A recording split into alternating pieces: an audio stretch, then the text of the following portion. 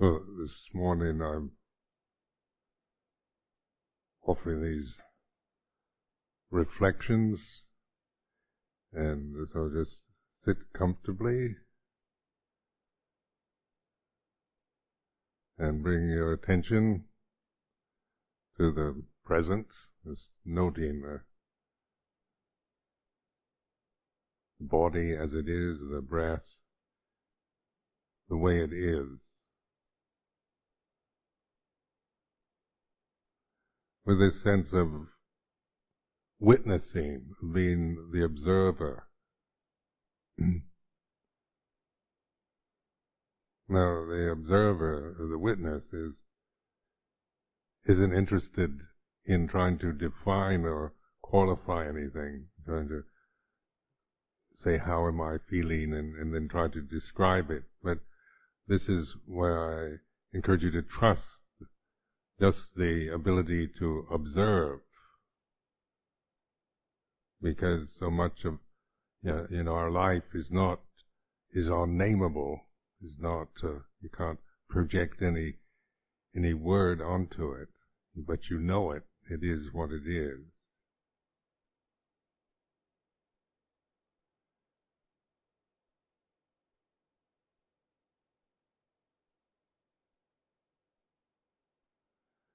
So, like reflecting on the Paccuppanna Dhamma, here and now, and I found this a breakthrough in my own practice. Just to, even though I could understand that conceptually, but the perceptions of time are we give so much validity to them that we operate with the assumption of, I am this person sitting here at 5 o'clock in the morning.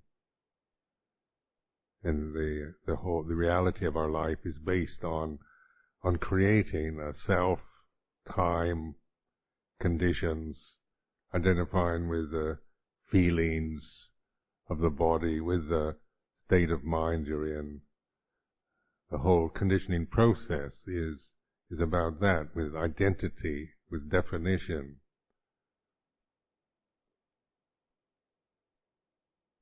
So when asked to just be an observer, a witness, we wonder who that is. Well, how do we do it? What do I do to be a witness? And immediately the sense of, I have to become a witness or try to be a witness at this time.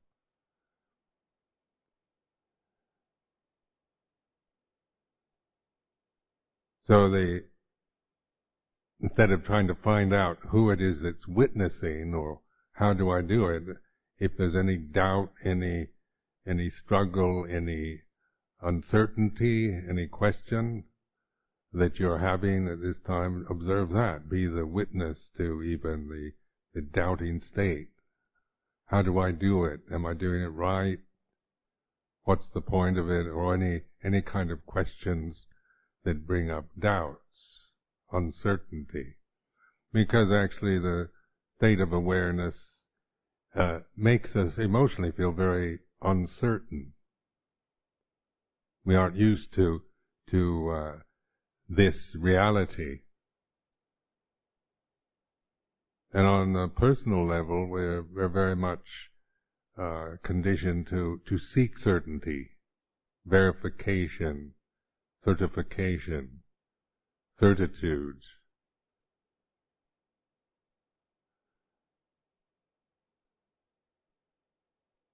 You can see in just human behavior how life is spent on trying to find certainty. Am I doing the right thing with my life? Am I practicing rightly? How am I doing? Am I getting anywhere in my practice? Am I wasting my time? And of course, in the worldly life, people have various views and opinions about this. We have our own views and opinions. But the witnessing, the knowing, isn't verifying or affirming. anything at all, any condition whatsoever. So emotionally we tend to feel very uncertain.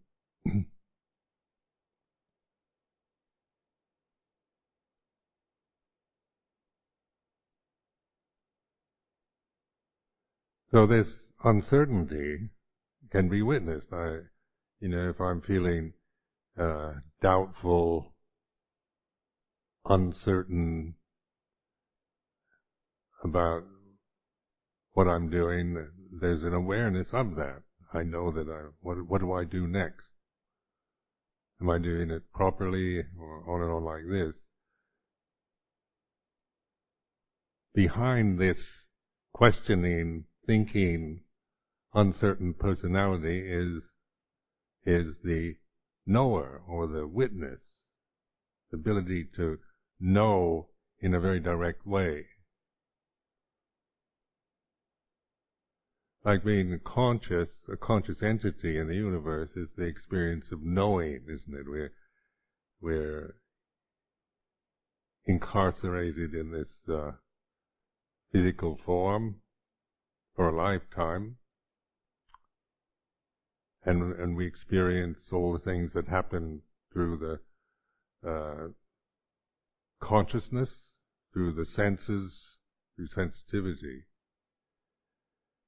And so the witness then is putting letting go of all the desires and attitudes and positions, identities of worldly conditioning, to trust in a simple immanence of attention in the present.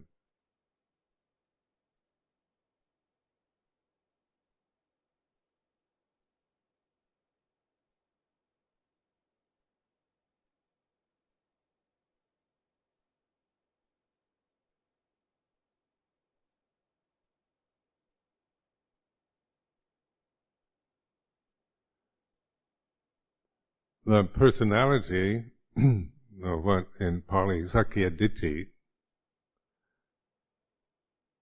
the sense of a self as identity with the body and the mental state, and this is a habit of the mind. This is not the way it is. It's a created, conditioned habit. The sense of myself as a person, in whatever quality or quantity or whatever that presents itself, that I cling to and identify with, that this is something that I can observe.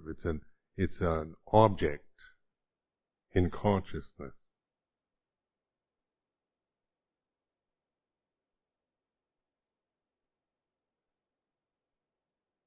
So just the sense of I am Ajahn Sumedho, this on a conventional level is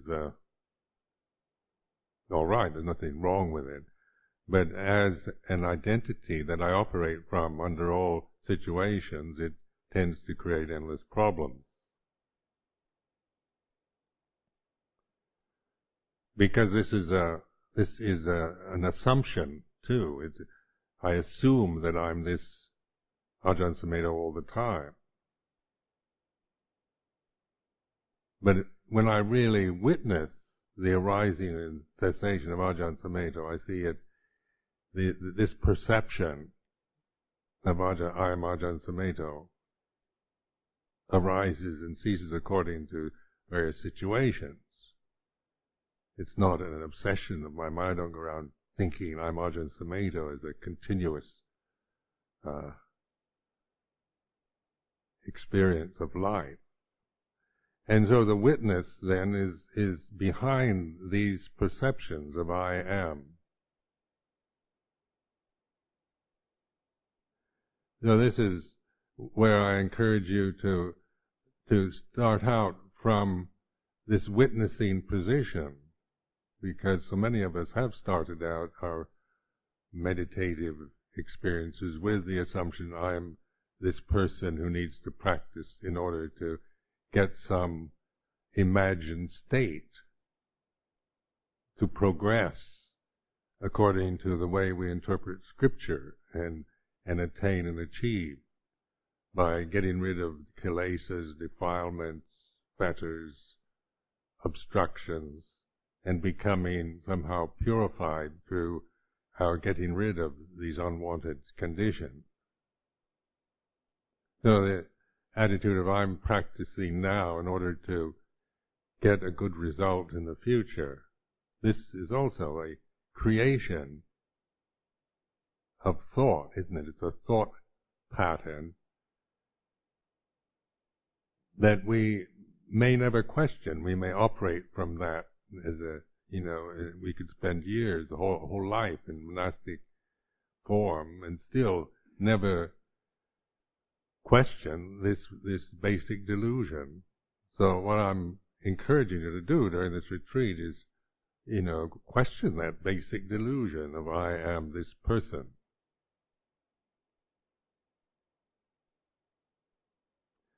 And by questioning it isn't by trying to figure out who you are. If you're not this person, then who are you? It's not a matter of finding, who you are, because you'll never find yourself as an object. You'll find everything you find is what they call anatta, not self, when you really put it to investigation. So anatta or not self is a reflection. It's not a doctrinal position that we impose on intellectually onto our experiences, but it's a guide, it's a suggestion, a way of looking at what we ignorantly hold to be ourselves.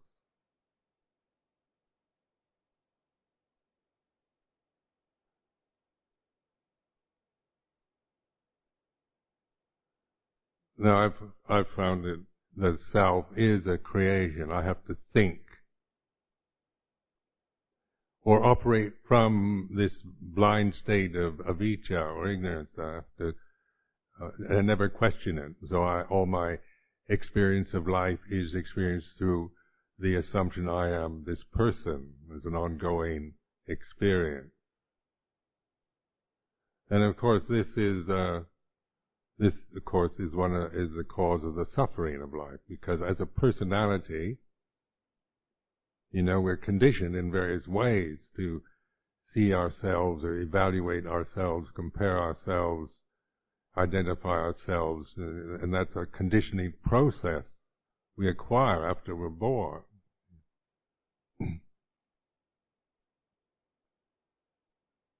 So if I assume I am this kind of person with these kind of problems, these kind of defilements, and that I practice in order to kind of get rid of them, maybe, then I could make myself maybe become a little more careful and as a person, in the society, so I don't create heavy karmic memories to become obsessed with. I can make myself into a better person by being moral, keeping moral precepts, and being kind and generous and so forth. So this is not to be scoffed at or despised. I'm not against that. But as an end in itself, it leaves one still unfulfilled, because the basic delusion is still intact. So the Buddha was pointing to a completely different way of looking, not from cultural conditioning or from thought or perception, but through awareness.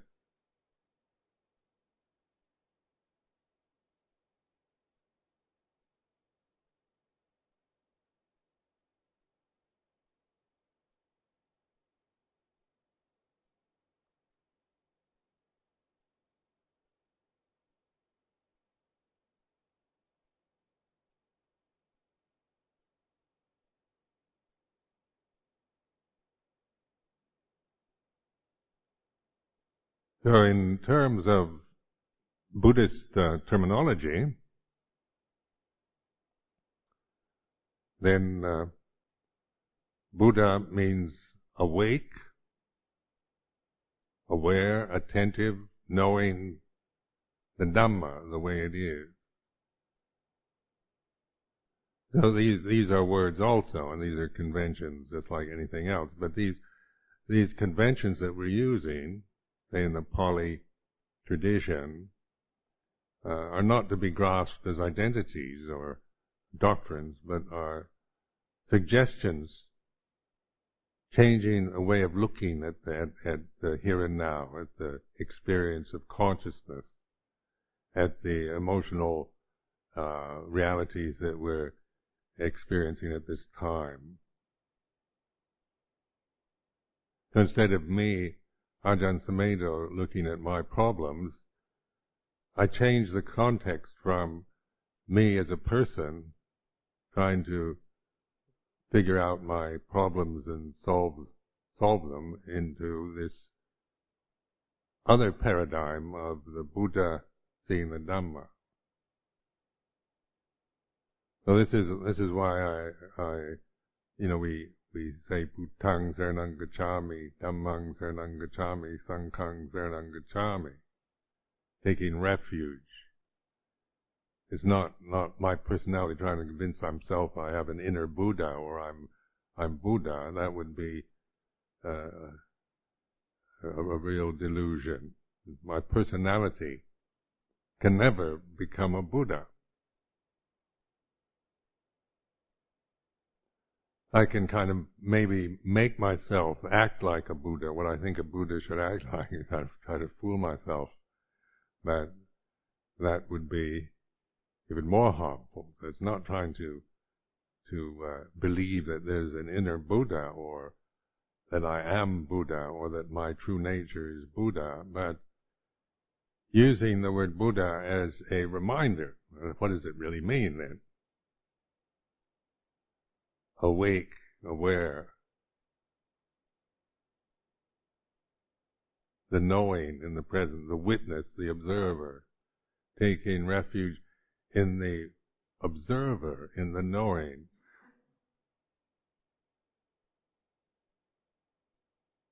So that isn't like me trying to take refuge, it's recognizing this simple ability that we all have of being mindful in the present.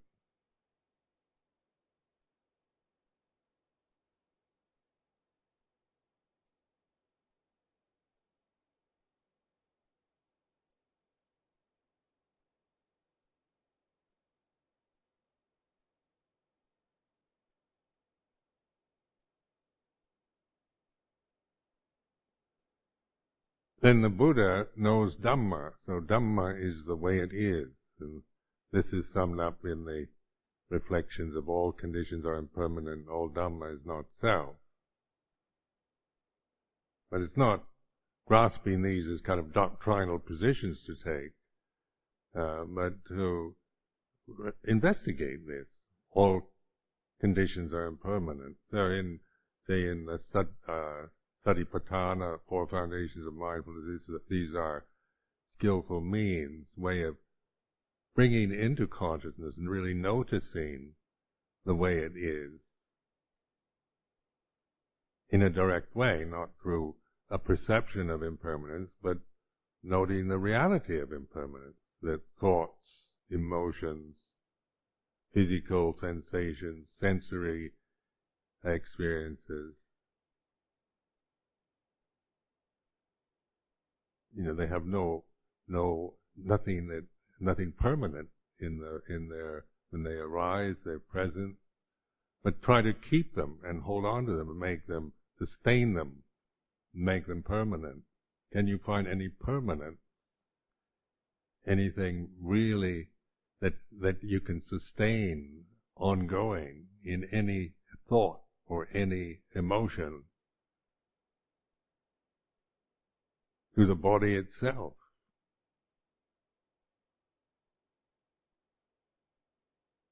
So when we're contemplating the body in the present, isn't it, it's just changing all the time. It's this bundle of energy is all it is. You just feel it. You just notice the kind of various movements, vibrations, energies that this body is producing at this time.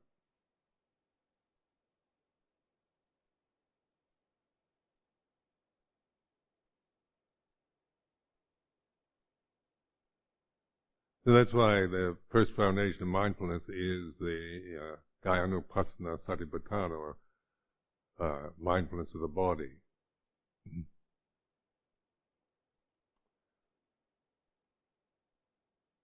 So this is a very, very important reflection to bring attention to the experience of your own body at this time.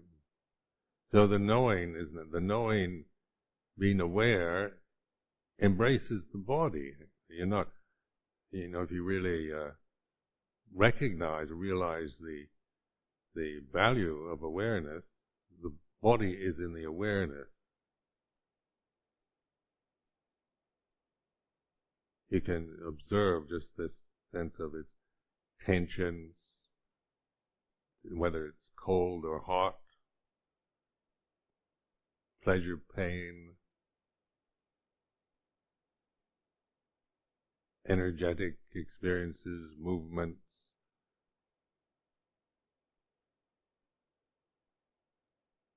Because the body has its own intelligence.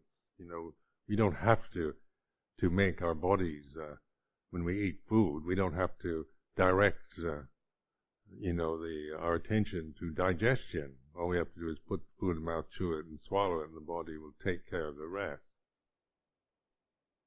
It knows what to do.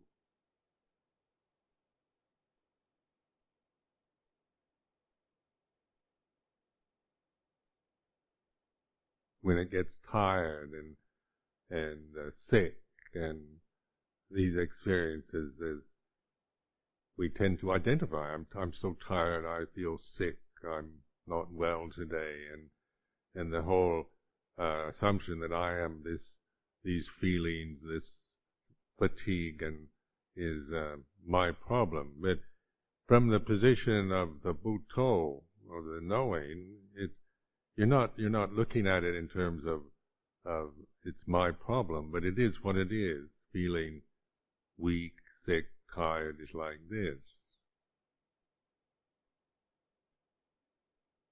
Healthy, energetic is like this. So this way of reflecting like this is I find valuable, because it isn't saying, it isn't describing or defining, it's just noticing.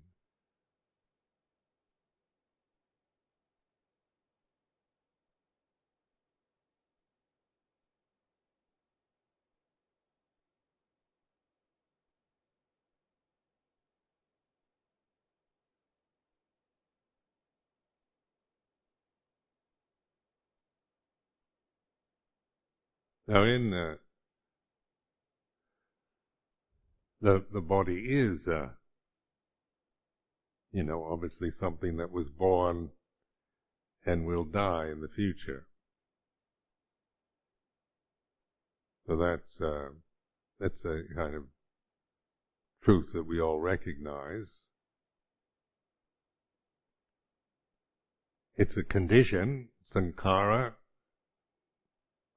It's it's not, and it doesn't have any permanent parts to it.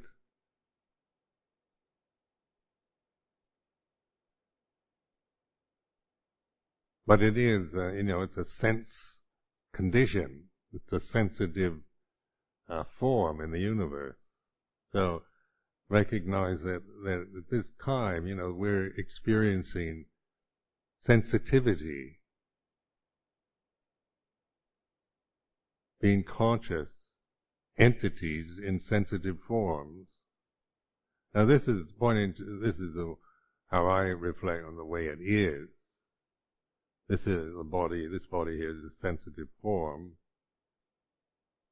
I'm aware, I can be aware of it, as its sensitivity changes according to conditions. Identifying with it, then, out of ignorance, means that I'm limited all the time. I'm limiting myself to the conditions that I'm attached to. So we bind ourselves always to changing conditions, to things that are beyond our control, that are in themselves unsatisfactory. They cannot give you true contentment or satisfaction in life. They can best that we can get from our bodies is a kind of momentary gratification. Sensual gratification has its pleasure, but it also is unsustainable.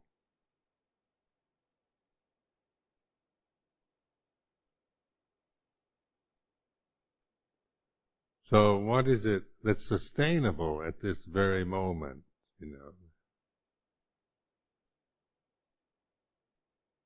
What is it that isn't changing,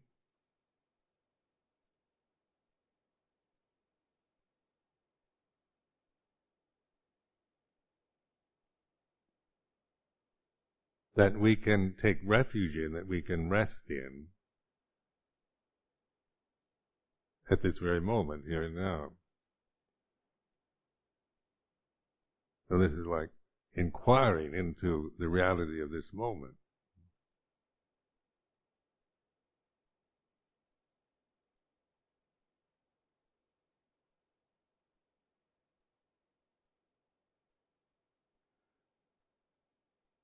So what I've found in my own investigations in this manner is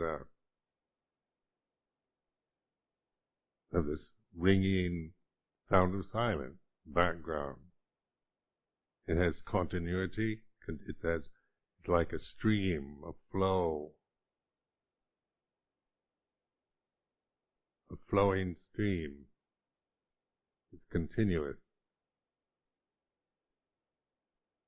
And sometimes I notice it, sometimes I don't. I forget all about it and get caught up in the conditions of my feelings or thoughts, physical experiences.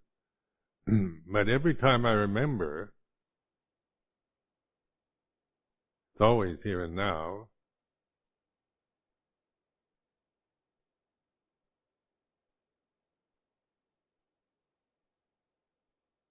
So this awareness then is bringing into consciousness, or allowing consciousness to not be clouded with our habitual perceptions of ourselves and the world that we hold as real.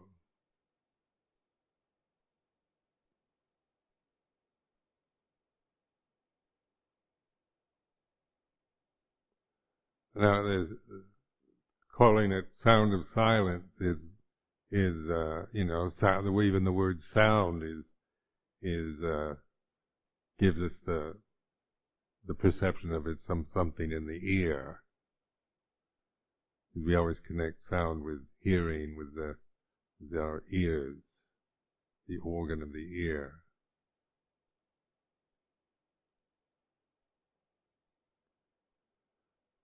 So it's not accurate either. Sound of silence is not, but it is. It's merely a skillful means to kind of because it does seem like a sound. But if you notice the nature of sound is it comes and goes. So you have my voice. I can't. I can hum maybe for a few seconds as a continuous sound, but beyond that, it can't sustain it. Or the sound of music, or bells, or noises, or whatever. These are the nature of sound is to arise and cease. So it's not trying to prove that this is a sound or anything. It's merely convenient reference to this reality that we can easily not notice. And it's surprising how many people who've been meditating for years don't even notice it. Because it's generally not given any kind of name in our tradition. It's not kind of listed on the lists of that we have in the Pali Canon. So, I've known people that do the noting practice, where they listening, and they try to note it through noting what's present. But in this way, it's still not investigated. One tends to just put a perception of sound onto it. It's a sound, so therefore it's impermanent.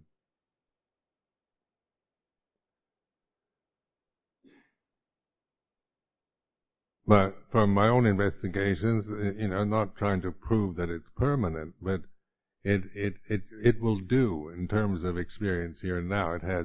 It's sustainable more than anything else that's happening at this moment.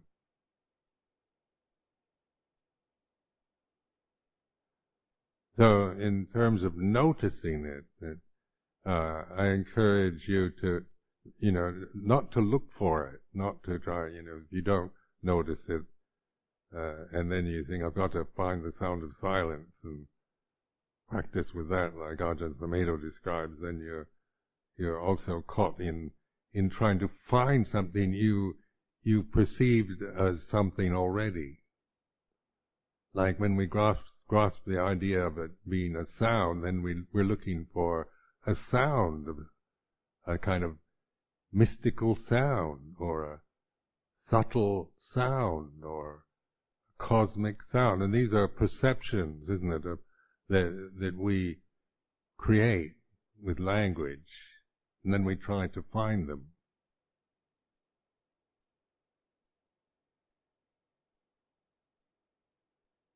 So in teaching this practice over the years, I see how many people struggle because they understand the words, and then they're trying to find something according to some preconception, something that they've already imagined, and trying to find what they're,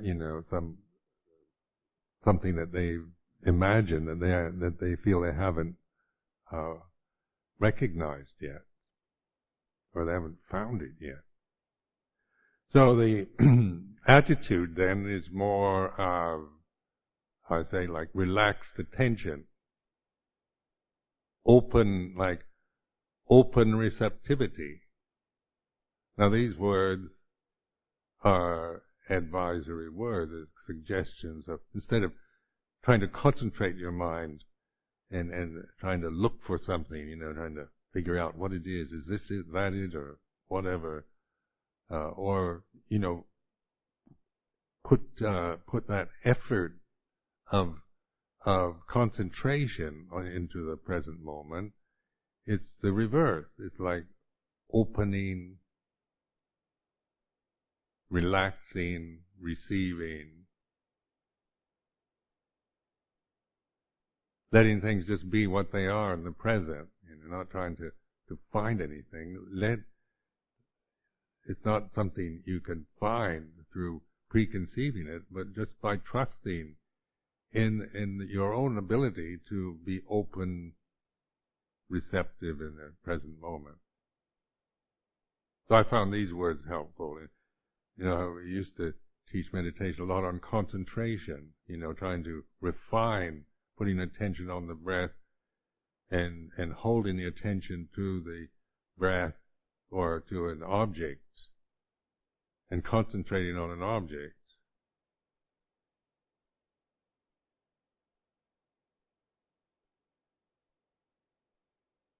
And so that can become habitual also. We operate from the idea we've got to get samadhi or get something we don't have yet in order to become enlightened in the future.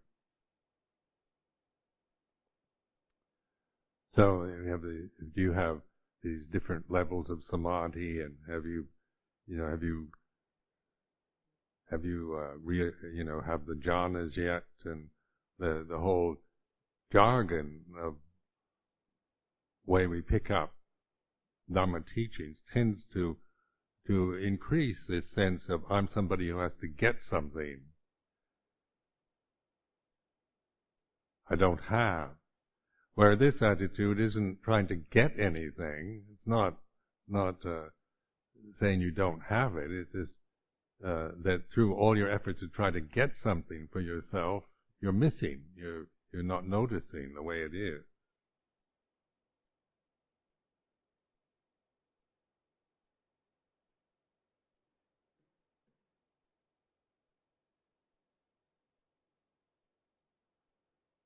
So this attitude of relaxed attention,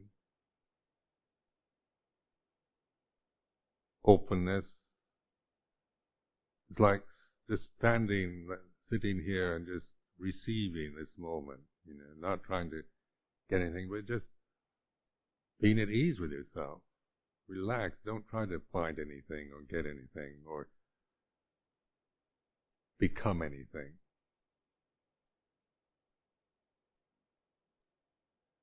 I used to notice when I lived with Luang Por Cha, first few years, how I was very dedicated towards strict practice. So I do a lot of samadhi practices, and sometimes I'd get good samadhi, and sometimes I wouldn't, and I'd also feel very kind of critical or upset if people were if there was any noise or distraction, and I feel I have to get away from Wat Bapong. Too many monks there, too much work to do. I've got to go off to some cave in the mountains and really get my samadhi together. Because the idea of getting samadhi seemed to be a kind of priority.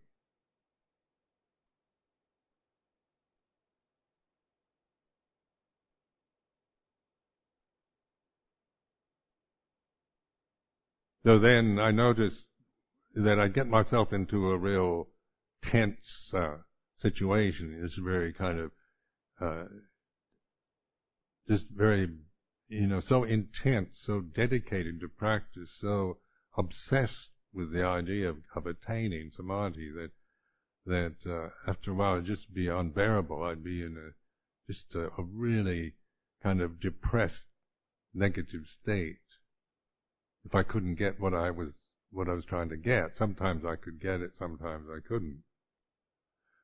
And when you get what you call samadhi, some kind of samadhi you get through concentrating the mind, then you grasp it. You say, oh, I want this all the time. How do I hold on to this so I have it all the time? And then you feel everything that gets in your way is an obstruction. So you kind of resent things around you. The geckos in the kuti, you're just about getting first jhana, and they go, tukka, tukka.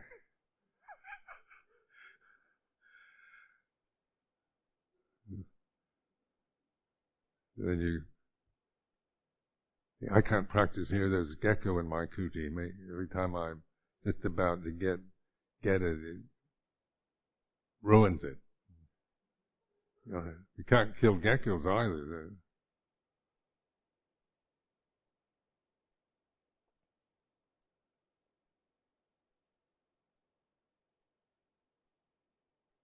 And so I noticed sometimes reading Zen books and things like that. They'd have this going nowhere, doing nothing, don't have to become anything, don't have to do anything.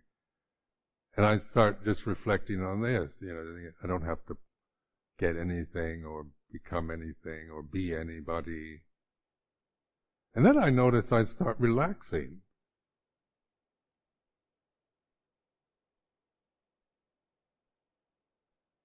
I have this sense of, there's this intention of trying to get something all the time is a very, it creates tension in the body. You have to contract and force and concentrate. And this, of course, is for someone like myself, character like I have, is the whole life as a layperson was based on this, of trying to get things or get rid of things. The whole educational process I went through before becoming a monk was all about attaining and achieving through concentrating the mind. So this was something that was habitual. Anything that would increase, would even suggest that. I could easily, be affected by that. You should practice more, you should practice hard, and you should do this and do that, and the whole system was conditioned for that. I didn't get into this tension mode, because it's all about shoulds and trying to get something and get rid of things, trying to get rid of anger, lust, and things like this, trying to get rid of fear. And so the monastic life was one of, on that level, was a constant struggle, because even though it does, it is a vehicle conventional vehicle for meditation. Now we still have the habits. We're still affected by all our habits that we acquired long before we were samanas. So just noticing this reflecting. I remember sitting there in the sala at Wat Pah Pong and suddenly feeling this great relief, not having to strive to get, to become, to get rid of, not being anybody, not having to prove myself, not having to even try anymore, but just suddenly I could feel, just by thinking those kind of thoughts, the tension started falling away.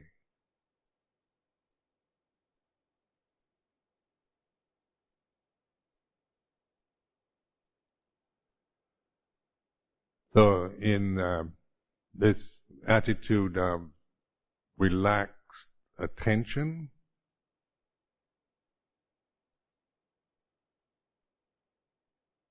like an oxymoron, isn't it? Relaxed attention. We think of attention as kind of forced, like attention, like in the military. The master sergeant is attention. You contract immediately into this state, standing stiff, looking good. But relaxed attention isn't an imperative, is not a command, it's a suggestion. Attentiveness in a kind of open, relaxed way. And then like listening, the ability to listen.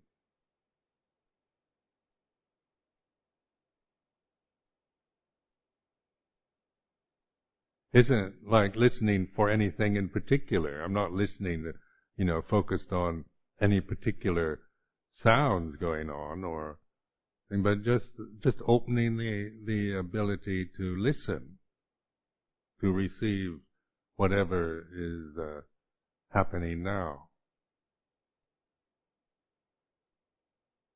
But if I conceive sound of silence as some kind of refined, subtle sound, cosmic sound that only arahants can hear, and if I build it up into a kind of hyperbolic, refined state, then I've already conceived it as being something I don't have yet. So then if I sit here, where is it? I don't hear it. Sat here for 3 days now. All I know is this kind of buzzing sound. Maybe expecting, like the angelic chorus or something to come in. Something ethereal and sublime.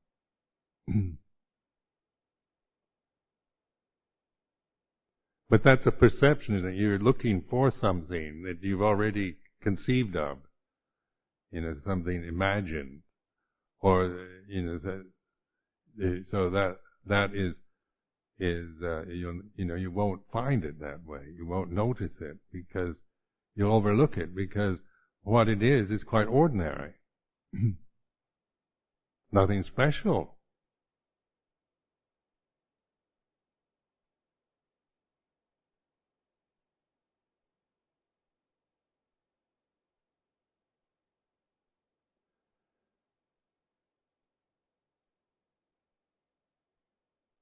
So don't think of it as some kind of refined attainment that after years of practice you might be lucky enough to have. Then you're creating it into, you're creating something, and then you'll find you'll always be looking for what you're creating, what you imagine. So just see through that whole process of believing your own thoughts, your own imagination, the way you think, and so in trusting in awareness, it's not a thinking process. It includes thinking, but it's not thinking. So thinking arises and ceases. When you really examine what thought is, it's, you try to hold on to a thought. Thinking goes from one thought to the next. So you have like the wandering mind, conceptual proliferation, papancha. In Pali they call it papancha. This wandering kind of mental states where one thought goes on to the next. Because that's the nature of thought. Thought is like that. So we have grammar and we have subject, object, adjectives, pronouns, nouns, verbs, adverbs, all like this. It's a whole kind of conditioned process that takes place.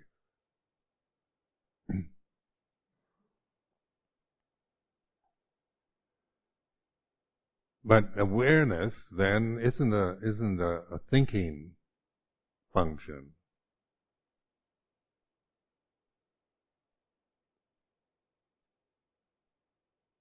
Because the thinking you can't sustain, it just goes on and one thing goes on to the next. So noticing this, that thinking, you can be aware of yourself thinking. So when I, can make it fully conscious that I'm thinking about this, that trying to, I find this sound of silence and what is it, and I can't find it, and maybe I can't do it, or maybe it's not real, maybe Ajahn Sumedho's daft, who knows what. Can you prove it in the Pali Canon? Is it real Theravada? Or is it some kind of Mahayana heresy?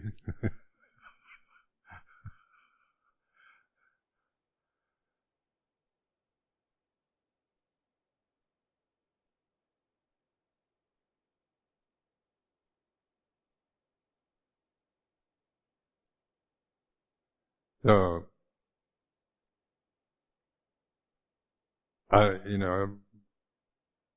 it is it's a natural reality. It's not something I'm creating. Something that is not has no name. Usually in most of our lives we have no name for it. I remember, as long before I ordained, noticing this, but there was no way to explain it, because we didn't have words for it. A buzz in the ear, or a kind of peacefulness. I remember one time just where the whole kind of sense of self dropped away for a while, and I was in this state of a kind of bliss of just this ringing silence.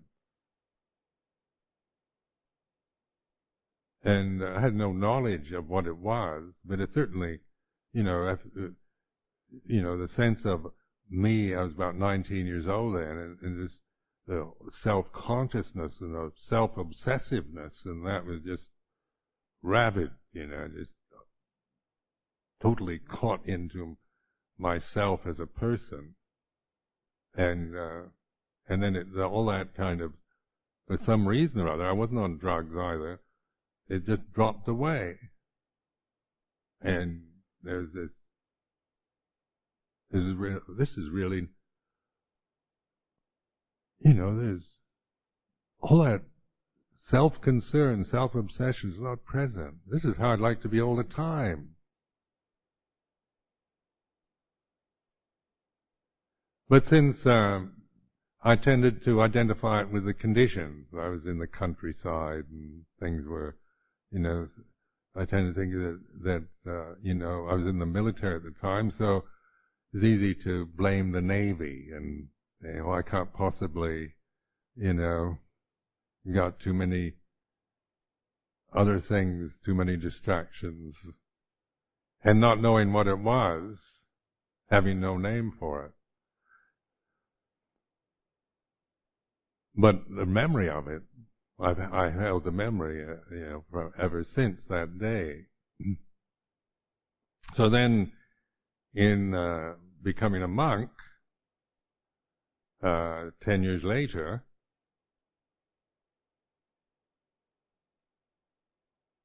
still didn't have a name for it.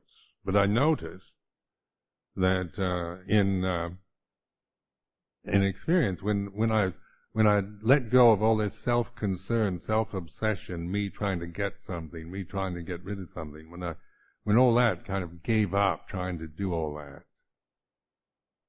and just be kind of relaxed and open, I noticed this vibration.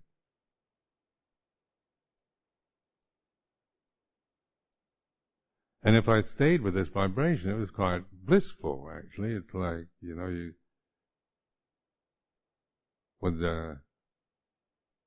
because the thinking process stops. As you notice the sound of silence, the thinking ceases.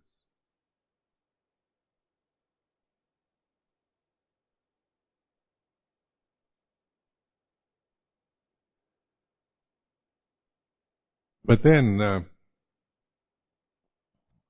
one falls back into the patterns of habit, and that if you don't know what it is, or that you just think it's dependent on the conditions, like being all alone in a kuti, and special conditions would make this possible. So it's easy to think that you can only recognize this or realize this through controlling everything, through trying to repeat the conditions that you remember when you had this knowledge. So in the early years of monastic life, I kept trying to repeat the conditions, and trying to control the conditions around me, because I can only know this through these special kind of situations.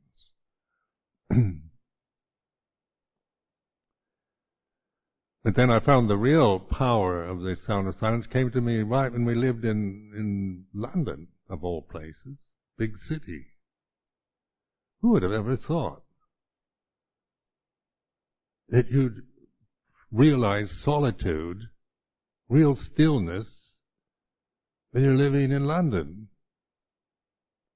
impossible. London, the perception of you've got to go up to the cave or the mountaintop. But this really happened in the first year in London. I remembered this, and I started noticing it was with me all the time. And because London is, you lived in Hampstead, which is a rather nice part of London, but still it's noisy and busy and all kinds of, distractions.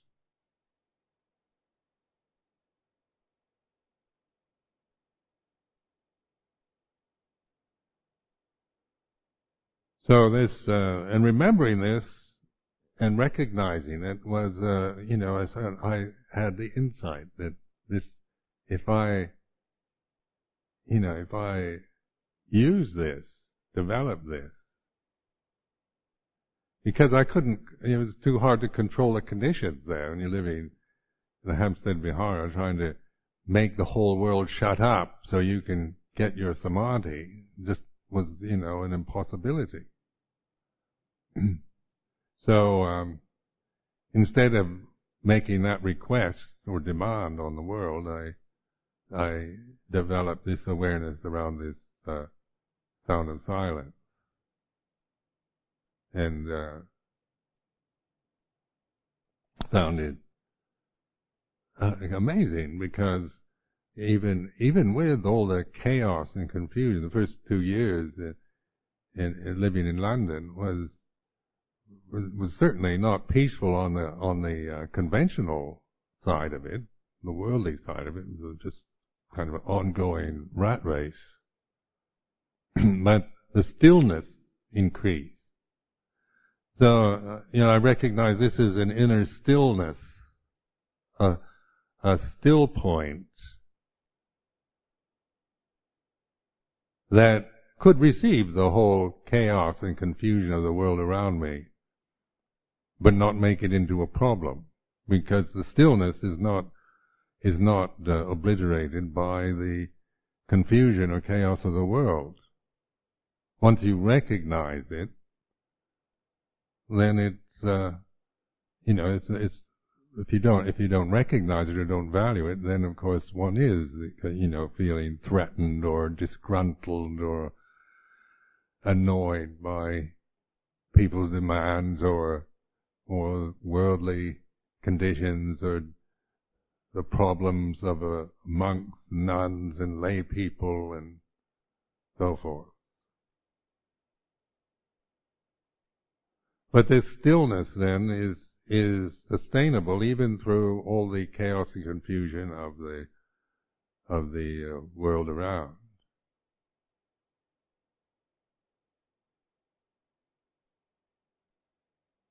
Now, in practice, then what I usually do is because I've developed this practice for so long that it's very simple and very natural. It's very, it is natural. It's not a kind of artifice that I create to project onto the present moment. It's not controlling. It's not trying to tell the world to shut up so I can be peaceful. It's not losing control, letting go of all these tendencies, impulses to try to control everything.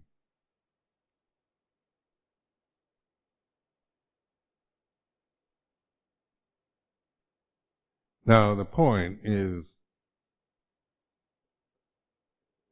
like the relationship of this to the traditional Dhamma. Yet we have Four Noble Truths and the Dhamma of the Pali Canon. So, because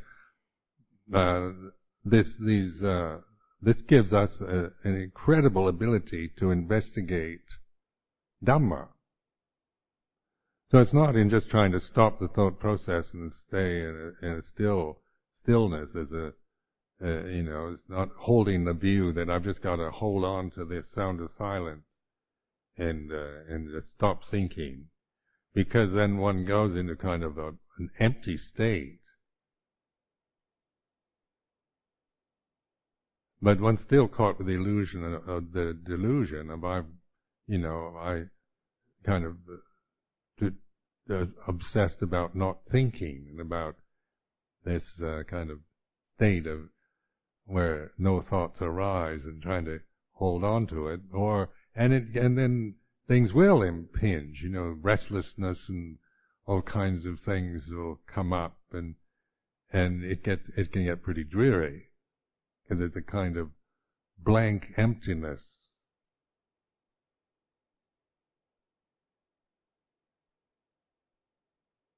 But in investigation of Dhamma, then it gives us perspective that we don't have when we don't know this. Like perspective, isn't it, is where we can see things and how they relate. We're not just going to one thing and then on to another, losing perspective. So if I'm just, caught in concentrating my mind on various things, then I go from this to that, and I lose perspective. Say in just visual experience, visual consciousness, you get perspective by opening to the space in the room. We want perspective on this temple, the space in this temple, as a building, as a place to be. You withdraw your obsessions and your fascinations around the things in it to open to the space in it. It gives you perspective on how the different parts of the temple relate to each other and to the whole of it. And so, like, the sound of silence gives that kind of perspective. It has no boundary. It's unlimited, immeasurable.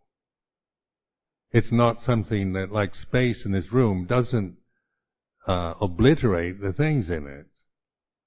If we open to the spaciousness, I don't have to tell you all to get out and try to destroy the temple in order to, really see the space. The space includes everything.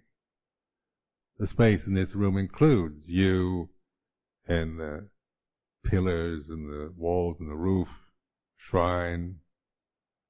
So this is what we call, it has no boundary. Space is, we put boundaries on space by building walls, but actually the walls are in the space, aren't they? When you contemplate space, it has no boundary in terms of the reality of now as we're experiencing it.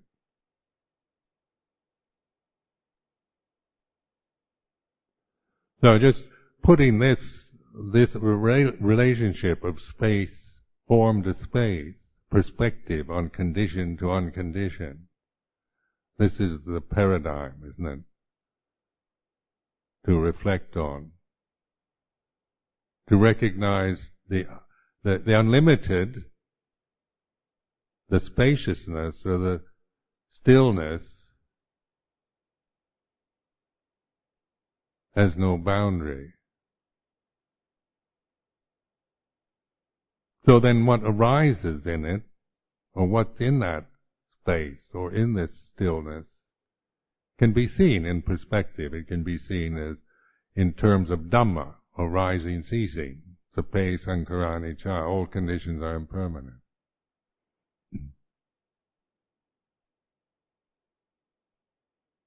So this is where the Satipatthana, four foundations of mindfulness, really come, is a really helpful tool. Because all it's saying is, to begin to pay attention to the body, the Kayanupassana Satipatthana, not in terms of evaluating it on a conditioned level, not to just be caught in and trying to analyze and figure it all out with your thinking mind. but to experience the reality of this body as it is now in this stillness.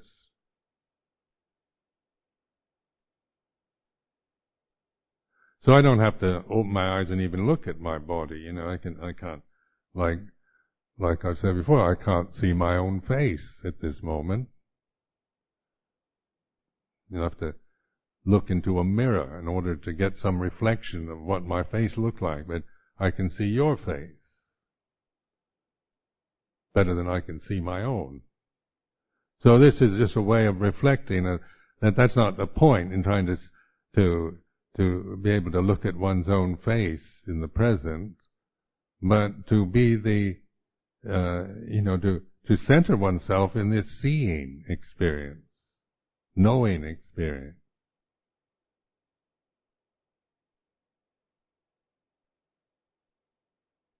So in the stillness, then the sense of a self arises and ceases. You begin to notice all the urgencies, the obsessions, fear, anger, resentment, jealousy, envy, lust, greed arise and cease.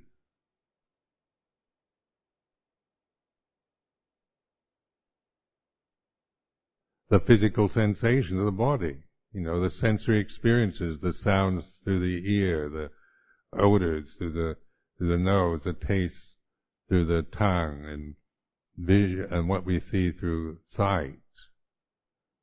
The body itself is totally sensitive, isn't it? Heat, cold, pleasure, pain, neutral sensations. So this reflecting on the sense realities as impermanent, that's what we're noticing there, that they're changing rather than perceiving them as, once I make them into some kind of personal identity or personal problem, they're more than what they are in the present, isn't it? There's like, I have a problem with this, and even when it's not present, I still assume I have a problem as a person. But if I see in perspective, I see there's no self to have a problem anyway. The stillness is certainly intelligent. It's not I don't go into a kind of a dull trance to become a zombie. I'm really alert, fully present.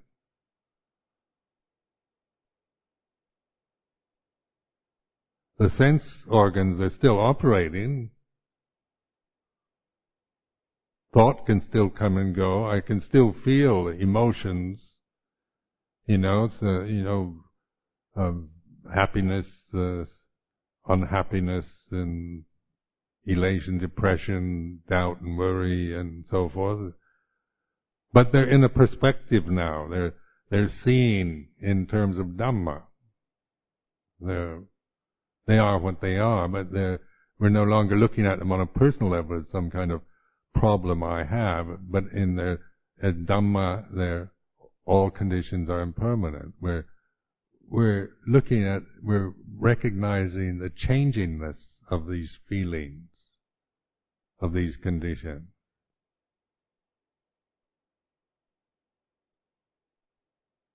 So in the stillness, in the still silence, and this gives this perspective on the conditioned realm. So we're not the aim is not to live in a state of kind of permanent emptiness as a goal by denying or not noticing the world as we're experiencing it through this body-mind experience. But we're learning how to look at this body-mind experience from this perspective rather than from the self assumption. Changing from the self view, and this is happening to me and my thoughts and so forth, to the Buddha realizing the Dhamma, the reality of the way it is.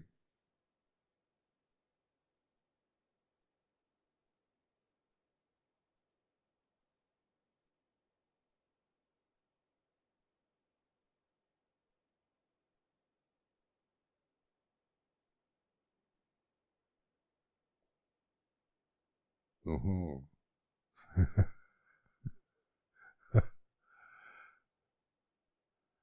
So anyway, that's enough for this morning, and just see this as an opportunity, as an encouragement. Encouragement for you to trust yourself more, not to believe all the doubts and views you have about your ability or inability or your barami or lack of it or whatever. Not to see through that whole conditioned way you regard yourself. To learning to trust in this, because this is the value of being a human being in this time, isn't it? This place. This is possible. This is what we can actually know in a direct way. This is reality. This is not just fantasy life or an illusion that you're creating through becoming a Buddhist. So the Buddha, is a teaching for us, really, for human beings. And so the awakening of this human individual isn't like me trying to become somebody who's awake, but trusting in just the simple attentiveness to this moment, this kind of poised attention, but relaxed and at ease, open, receptive, and let the Dhamma teach you then. Because it will, you'll find it, you learn, the wisdom faculty develops through this kind of attitudes.